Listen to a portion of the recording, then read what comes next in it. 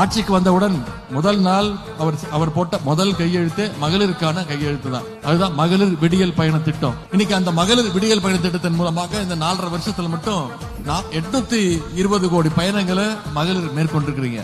ஓ அப்படியா விஷயம். இப்ப பஸ்ல எப்படி போறீங்க?